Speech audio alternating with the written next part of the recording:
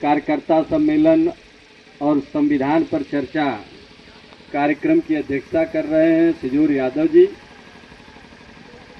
आप लोगों के बीच में और आप लोगों की आवाज़ जनपद स्तर पे हमेशा उठाया करते हैं दिनेश सरोज जी, जो जिला कांग्रेस कमेटी के सदस्य भी हैं,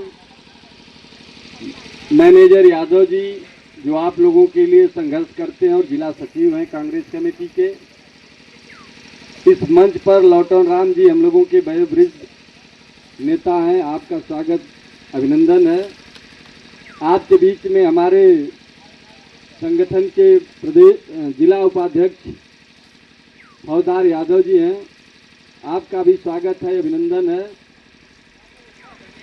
सगड़ी हरैया ब्लॉक के ब्लॉक अध्यक्ष पिछड़ा वर्ग कांग्रेस कमेटी के महेंद्र यादव जी हैं, आपका स्वागत है, अभिनंदन है। मैं चाहूँगा आप खड़े हो जाएं और आप सबका अभिनंदन कर लें। आपके बीच में बंसराज यादव जी हैं, जो जिला कांग्रेस ओबीसी के उपाध्यक्ष हैं, आपका भी स्वागत है, अभिनंदन है।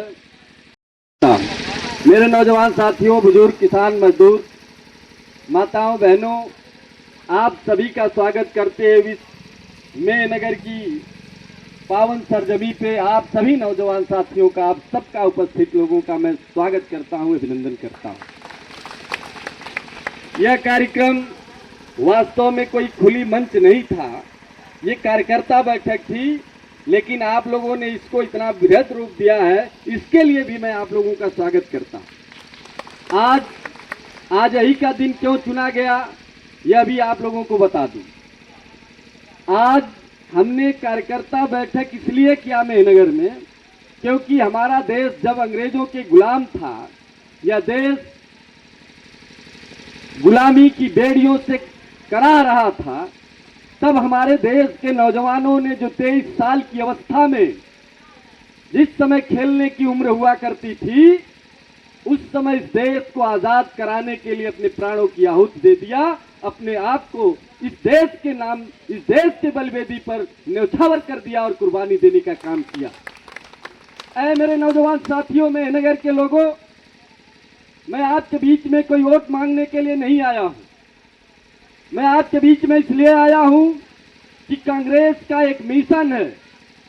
कांग्रेस इस देश को चलाने के लिए जिन कुर्बानियों को दे करके हमें आजादी दी, यह अवसर तमाम कुर्बानियों के बाद हमें आपको आपके बीच में बोलने और सुनने का अवसर मिला। 15 अगस्त सन 1947 को यह देश अपूर्ण रूप से आजाद होता है।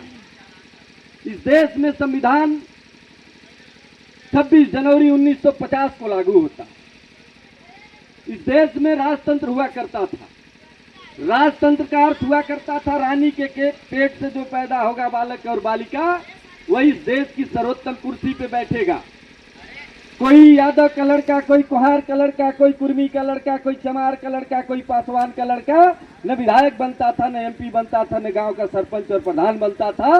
लेकिन इस देश के नौजवानों ने जब अपनी कुर्बानी दिया और इस देश को संविधान देने का काम किया, तब आपके एक झोपड़ी से उठा हुआ बच्चा भी देश की सर्वोत्तम कुर्सी पर बैठने का काम। इसलिए मैं आपके बीच में आया हूँ। विशेष करके माताओं की उपस्थिति इसलिए गरिमामय है, क्योंकि आप ही परिवार को चलाते हैं और आप लोगों के बीच में इस समय चर्चा के नाम पर, तमाम पाखंड के नाम पर आपको एकत्रित करके बीजेपी के लोगों ने आपको बरगलाने का काम किया है। आपकी कड़ी मेहनत की कमाई को तमाम अंधविश्वासों में ढकेल करके खर्च कराने का काम किया जा रहा है।